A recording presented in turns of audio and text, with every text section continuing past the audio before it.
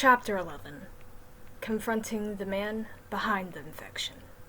The four of us stopped in front of the entrance to what seemed to be a military outpost. Pony stepped in front first, then turned to look at me.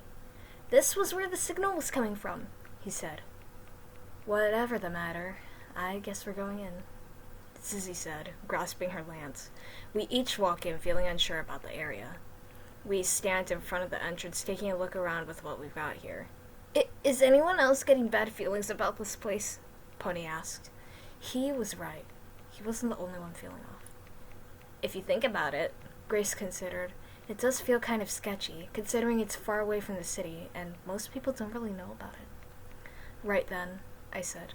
"All of you, keep your eyes out for anything suspicious. Pony, I want you to stand guard here at the gate if anything tries entering that way." Sis?" Grace asked. "Try telling that to them." She pointed to the front of us, and a mob of infected soldiers stood with their knives in their hands. "Please, they don't look like a challenge," Zizzy said. She charged first and stabbed each soldier in the chest. One by one they fell. "If more come, they won't know what hit them. I'll fight these soldiers while you two go and find whatever needs to be found." We both nodded and ran to the nearest building, which seemed like the training room for the soldiers, and found the green key. While I went to look around for where it was used, Grace went to check the other buildings on the other side of the outpost if there was anything she could find. Right as I unlocked the green key building, I hear Grace screaming. Then I looked to see her running for her life. I began following the sounds of Grace's screams as the sound of soldiers falling onto the ground could be heard in the distance. I was able to catch up enough to the point that I could finally see what was chasing her.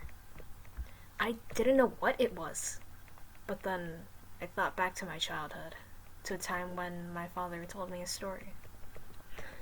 They called him Torture. All names needed to be earned in the military, and Torture's story wasn't any different.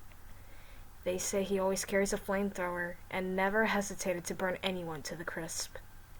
Nobody ever found out about his birth name, and it's been that way ever since he got the hang of using a flamethrower at first sight. Nobody's ever talked to him normally because everyone was afraid of what his intentions were and what he was going to turn into. That must have been him. A hazmat masked figure that wielded a flamethrower that is now infected and chasing my sister down, probably planning to burn her alive. I ran back to give Pony the heads up, and he immediately went after Torture to get at him for having the audacity to mess with Grace. I would have done it myself, but my father never really told me how to actually use my powers. One day I just found out I had them, but he never stopped to show me how to use them. The only things I know are that I can fly, and I can make light emit from my hands. That's it. But I suppose at a later time I could teach myself to use those lights as harmful projectiles that I could launch at foes. It makes me wonder, though, if Pony was able to get Torture's attention, how would he hold up against a flamethrower while battling with a flammable object? Whatever it was, I bet he was taking all the heat for it as I watched Grace dash into the blue building and unlock the blue key room, finally, I might add. We each dashed up, only to find a carrot, a wrench, and the recce building, as if there could be anything more useless in the upper section of the outpost.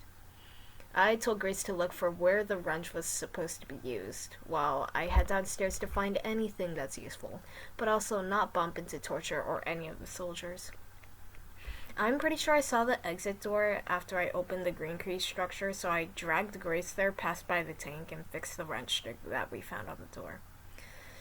I looked to my left and found the orange key, but I also found the helicopter from the hospital. Surely Mr. P was here behind that exit door. Grace then ran off to look for any other uses of the wrench as I unintentionally eavesdropped on Torture besting Pony, so I had no choice but to join in. I went through the green key structure's crawl space and got the surprising Torture and kicked him in the face. "Polar, what do you think you're doing? You barely know how to fight," Pony shouted at me.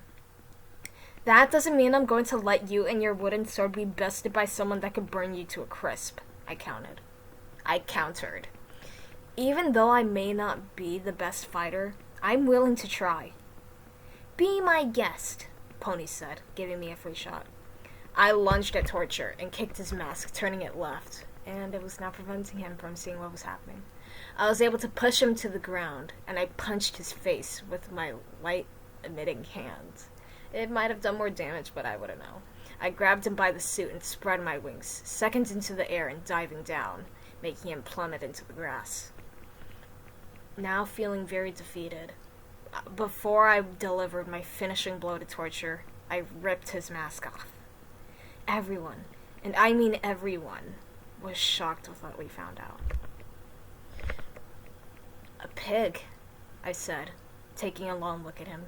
What are you, a distant relative of George or Piggy or something? He punched me in the face and I blacked out.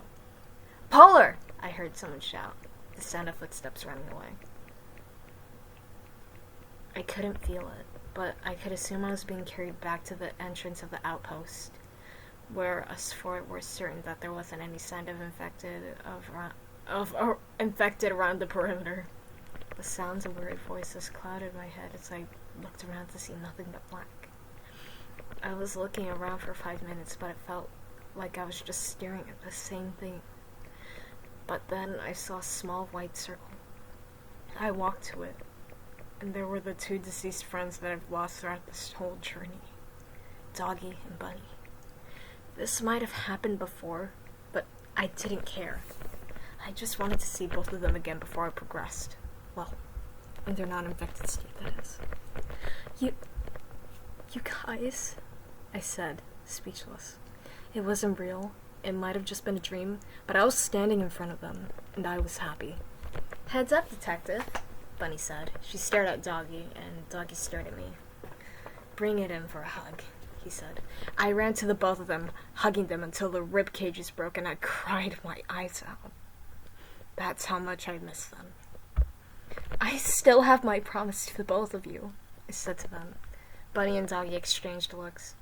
I'm still looking for the cure, and when I do, I'll be back for you, and I'll stop this infection, starting with you both. We both know you can do it, Polar, Bunny assured. We've known since both of our last encounters. We never stopped believing in you, Doggy said as he put his hand on my shoulder. And we never will. Even though I already knew I was finding this cure for a good cause, it felt even more important than it was a few minutes ago. Doggy pulled me in for another hug. So, what have you been doing since both of our passes? Bunny asked. I don't know if Bunny nor Doggy would feel better about my new survivalist group, but they probably know since they've said they've been watching over me. Well, Bunny, you remember the story I told you about Doggy, correct? I asked her. She nodded. Okay, so let me get a little recap. Leaving the Piggy household, the site of where I first saw an infected ever, next thing I knew was that they were everywhere. I worked with the station as a detective, and I usually work for the chief, Doggy. He's been with me after I got to the station, then to an art gallery in Forest. Although in the forest, someone forced him to drink the potion, and he became infected. I was able to get closure with him before I left for the forest and headed to the school, which was where I met you. I truly wish that I was there to stick around for some of your greater adventures, Doggy told me. So I freed Bunny from a locked room in the school, and she was my companion for the time being. I continued. I'm not too sure, but when we got to the rooftop up top of the hospital, her friend, Mr. P, left us there. I was very mad. And the only other way to the carnival, which is where I assumed he was going, was to go to the metro. Through the metro. It pains me to say it again, but when we got there, Bunny wasn't feeling very well, and by the time I started the train up, she couldn't even move. She told me that Mr. P gave her a potion, and it meant that she was going to become infected. I had no choice but to leave her there to fight off the infected coming after me and our new ally. Heartbroken twice. What made me feel happier was actually find out that the other person was my sister. I'm happy you were actually able to find your sister, Bunny said to me, especially in a time like this. When we got to the carnival, I fully thought that I found Mr. P, but sadly, no. I continued again. Instead, we found a new survivalist group. I'm pretty sure you guys are familiar with the following names. Pony, Zizzy. Z? Zuzi? Mimi and Giraffe? Oh, we all went to school together. The good old times, Doggy reminisced. We were tied as a triple knot. So, those 6 are my new survival group, I said. I'm currently at the Lucella military outpost with Pony, Zizzy, and my sister. Bunny pushed Doggy away from me and punched me in the face. I blacked out again. A few moments later, I woke up. Ugh! Bunny, what the heck? I exclaimed, but not to Bunny or Doggy. I woke back in the outpost. Pony was at my aid, but he was also asleep against the wall. Only one person stood in front of me. A pig in a hazmat suit. Torture. My most sincere apologies, he said, giving me a hand. So, you're not infected? I asked him. He shook his head. My soldiers may be infected, but I'm only trying to act infected so I don't risk becoming it myself, he said. But I did not think of the outcome if I ever ended up hurting someone innocent. I'm sorry. It took me a bit to recollect myself after closure. You must be lonely, I said, thinking back to my father's story. Whatever do you mean? Torture asked. I'm completely fine. Just from the way he backed away, I knew he wasn't fine. I walked up to him and placed my hand on his shoulder. It was slightly challenging to do considering he's taller than me. I know about your history, I said, ignoring the fact that it may seem creepy. I know that nobody's talked to you because they were afraid of you. But I know where you come from, and I know what you went through. And I am very sorry that you had to live life alone. But I'm here to change that. Torture looked down at me, sighed, and put his flamethrower on his back. He nearly collapsed upon hearing that, but I caught him and he rested easy on my shoulder. You have no idea how long I've been waiting for someone to say that to me. Torture said, sounding as if he was breaking down. You have no idea how long it's been since I was able to have a normal conversation with someone. Pony awoke, holding Torture at sword point. Pony, chill, I scolded him. Torture's on our side.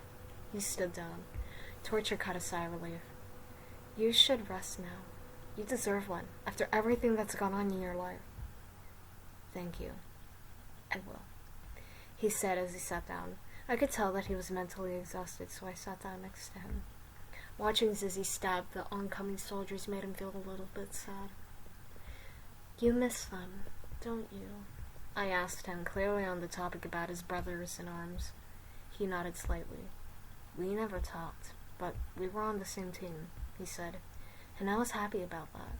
But, as you know, none of them really talked to me because they were scared of me. Now that they're infected, it feels like I missed my chance. Your chance? My chance to actually talk to them, to tell them how I feel. An eyebrow was raised. What do you mean by that?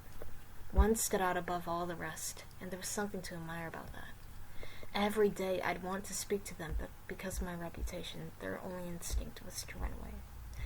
It made me give up on my love life. His head hung low, and I patted him on the shoulder. My group and I, we're looking for a cure. I believe that it exists, and that we can save our loved ones once we retrieve it. Don't give up on them yet just because they're infected. We will cure the world, and you're going to get your chance. You just have to keep waiting, and praying for the day that the cure is discovered by someone and is used for good. He looked at me and smiled. Thank you. I promise. Torture looked up at the night sky and felt very appreciative of the fact that someone is trying to help him. Although, you don't have to wait. Pony stepped into our conversation weirdly. You can help us get the door over there open. That'll increase our chances of finding the cure and stopping the culprit who started this infection in the first place. Pony and him exchanged looks with me. Then eventually Torture stood up. For the people who are willing to help me, how could I not help them? He looked at us in determination. I stood up. All right, Grace should have gotten most of the stuff done by the time I woke up. I suggest looking around for any useful items and report to Grace if it could still be used anywhere. I went to check, and Grace had already taken care of the wrench stick and the fire that was in front of the door earlier. She just came to put gas in the tank and knock down the fence to where I'd presumed the blue keycard was. Torture came in with the silver bullet, put it in the tank, and fired towards the entrance to a little room with gibberish scribbled upon a board. A carrot and the blue keycard. We rushed towards the entrance door and slid the card in and opened it up to see a dark hallway leading to the building. We gathered everyone together, and the five of us stared deep into that hallway. Only I was wondering if Mr. P was inside that building. I am certain that this is where Mr. P is, I said to them. Are you ready to face whatever is in there? Zizzy asked. We all exchanged looks, then came to the fact that it was time to take a step. Wait! A voice called out. We each turned to see a pig with no defense mechanism but a bat. Georgie! Pony shouted in disbelief. Why are you here? And aren't the twins supposed to be watching you? He shrugged. I convinced them to play a game of hide and seek. Torture just stares at Georgie in confusion. Mind catching me up on anything that I've missed? Torture asked. It's nothing, I said to him. This is just another person we've rescued and recruited into our survivalist group. Oh, Torture said. But aside from that, I continued. Why did you follow us, Georgie? He looked at me with nothing but anger. I want to see the person who hurt my family. Pony, Zizzy, and Torture looked straight behind Georgie and did not like the sight. Well, you've attracted quite the crowd, Pony said, slowly getting his sword. A crowd of soldiers surrounded the area. Torture put his mask on, ready to defend his only friends, but he was also hesitant because one of those soldiers could be the one he's liked for the past few months or so. Hopefully, if he saw them, Pony and Zizzy wouldn't object to killing them. And speaking of Zizzy, she turned to me and Grace. You two, take Georgie in there with you. Pony, Torture, and I will hold them off, she instructed. But he's a child, Grace countered. It's not safe for him in there. It's not safe out here for him either, Pony said, supporting Zizzy. Look how many soldiers he's attracted to here. I didn't want to take Georgie into a place that may involve guns or dangerous substances, but they were right. Grace and I turned to look at him. Georgie, stay close to us, Grace told him. We'll keep you safe. Grace grabbed his hand and they walked into the building. Before I walked in too, I heard Pony discussing terms of fate with the others, mostly Zizzy. Zizzy, if we don't make it out of this alive, Pony started, I just want you to know. I looked back and Zizzy put her hand on his shoulder. It's okay, Pony, she said to him. I already know. I wanted to laugh because Torture just stared at them in confusion. Are you guys a couple? He asked. I'm new here, so I wouldn't know. They were both embarrassed and they both were trying to convince Torture that they weren't, but they had acted well enough to be one. I then walked into the building to catch up with Grace and Georgie. Once I saw them, I finally saw the man, potato, that I'd been searching for. Except he wasn't what he looked like a few days ago. I've become a disaster, he said.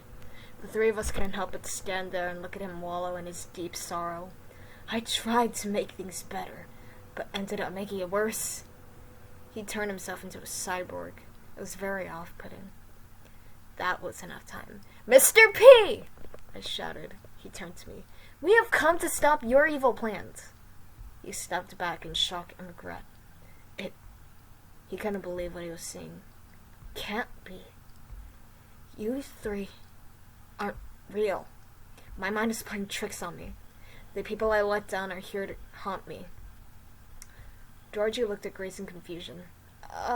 Grace? He asked her. What is he talking about? She shrugged.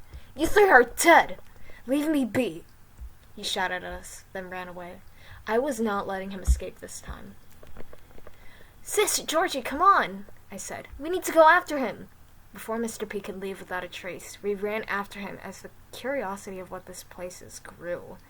This must have been where he'd said we were going to head back at the back at the hospital with Bunny and I. I know that Bunny can see me.